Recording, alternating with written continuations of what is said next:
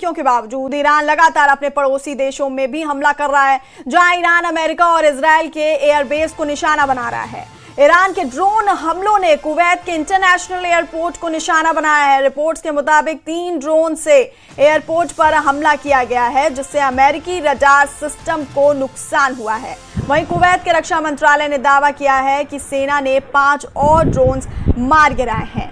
तो लगातार ईरान जवाबी कार्रवाई कर रहा है, पड़ोसी देशों में भी हमला कर रहा है ईरान, जहां ईरान अमेरिका और इजराइल के एयरबेस को निशाना बना रहा है। ईरान के ड्रोन हमलों ने कुवैत के इंटरनेशनल एयरपोर्ट को निशाना बनाया है और रिपोर्ट्स के मुताबिक 3 ड्रोन से एयरपोर्ट पर हमला किया गया है, जिससे अमेरिकी रडार सिस्टम को नुकसान हुआ है।